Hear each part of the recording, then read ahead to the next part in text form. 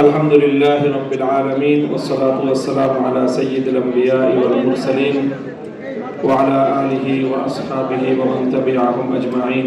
أعوذ بالله من الشيطان الرجيم. بسم الله الرحمن الرحيم. واذكروا إذ أنتم قليل مستضعفون في الأرض تخافون أن يتخطفكم الناس فآواكم وأيدكم بنصره. صدق الله العظيم.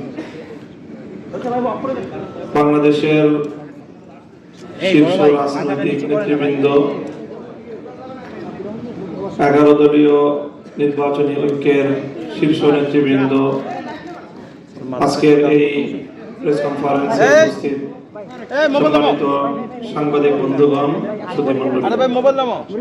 সর্বপ্রথম আমি 11 দলীয় নির্বাচনী ঐক্যের শীর্ষ নেতৃবৃন্দের পক্ষ থেকে সকল সাংবাদিক বন্ধুগণকে আন্তরিক শুভেচ্ছা এবং অভিনন্দন জানাচ্ছি, কৃতজ্ঞতা জ্ঞাপন করছি।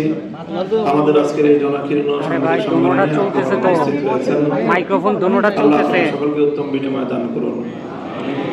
আমি আপনাদের সম্মুখে পবিত্র কোরআনে কারীমের যে আয়াতটি তেলাওয়াত করেছি, সেখানে আল্লাহ পাক রব্বুল আলামিন আমাদেরকে স্মরণ করিয়েছেন, মানুষকে স্মরণ করিয়েছেন অতীতের এক ভয়াবহ দুঃসহ স্মৃতির কথা, এবং সেই দুঃসহ সময় থেকে, অত্যাচার, জুলুম, নির্যাতনের জাতাকল থেকে মহান আল্লাহ পাক রব্বুল আলামিন তার সাহায্য এবং তার আশ্রয়ের মাধ্যমে কিভাবে মানবতাকে মুক্তি দান করেন, তার সেই অবারিত নিয়ামতের কথা স্মরণ করিয়ে দিয়েছেন।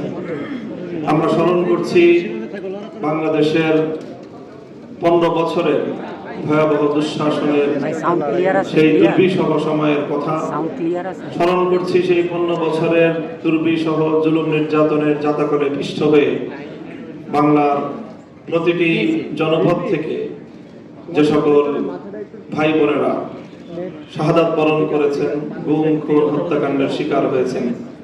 2009 সালের পিলখানা ট্র্যাজেডি, 2013 সালের শাপলা চত্বরের গণহত্যা, 2015-16 সালের যে বিরোধী দলীয় আন্দোলন দমন, 2021 সালের বাংলাদেশের স্বাধীনতার সুবর্ণ জয়ন্তী উদযাপনকালে প্রতিবাদ মুখর জনতার উপর যে দমন পীড়ন, সর্বশেষ 2024 সালের জুলাই বিপ্লবে 1.5 সহস্রাধিক তাজা প্রাণ, যাদের রক্ত এবং জীবনের উপর বাংলার মাটি 2024 সালের 5ই আগস্ট 36শে জুলাই এক ঐতিহাসিক গণ অভ্যুত্থান, গণবিপ্লবের মধ্য দিয়ে বাংলাদেশের মানুষ দ্বিতীয়বারের মতো স্বাধীনতার সুখ এবং সফলতা ভোগ করেছে। সেই সকল বীর শহীদানদের রুহের মাগফিরাত এবং তাদের আত্মার প্রতি শ্রদ্ধা জ্ঞাপন করে আজকে আমরা এই সাংবাদিক সম্মেলনের, ঐতিহাসিক সাংবাদিক সম্মেলনের মধ্য দিয়ে একটি নির্বাচনী ঐক্যের ঘোষণা, বিস্তারিত যে আমাদের ঘোষণা আজকে আমরা দিতে যাচ্ছি। প্রিয় সাংবাদিক বন্ধুগণ, মূলত আমাদের এই যাত্রা শুরু হয়েছিল জুলাই বিপ্লবের, এবং জুলাই বিপ্লবের যে আকাঙ্ক্ষা, তার যে অভিপ্রায়, যে সংস্কার, বৈষম্যহীন বাংলাদেশ, বিগত দুর্বৃত্ত করার রাজনীতি থেকে বাংলাদেশ এবং বাংলাদেশের মানুষকে মুক্তি দেওয়ার যে অব্যাহত সংগ্রাম, সেই সংগ্রামের ধারাবাহিকতায় আমরা বেশ অনেক দিন আগেই একসাথে যাত্রা শুরু করেছিলাম জুলাই সনদের আইনি ভিত্তি বাস্তবায়নের এক সুমহান লক্ষ্য নিয়ে। ধাপে ধাপে আন্দোলনের মধ্য দিয়ে জুলাই সনদের আইনি ভিত্তি বাস্তবায়নের লক্ষ্যে গণভোটের দাবি আদায় সহ অনেকগুলো ধাপ পেরিয়ে আমরা ত্রয়োদশ জাতীয় সংসদ নির্বাচনকে কেন্দ্র করে বাংলাদেশের আন্দোলন এবং সংগ্রামের নির্বাচন সহ রাজনীতির দীর্ঘ পথ পাড়ি দিয়ে 11টি দল ঐক্যবদ্ধভাবে আসন্ন ত্রয়োদশ জাতীয় সংসদ নির্বাচনকে আমরা একসাথে অংশগ্রহণ করার, নির্বাচনকে ফেস করার বিষয়ে ঐক্যমত্য হয়েছে।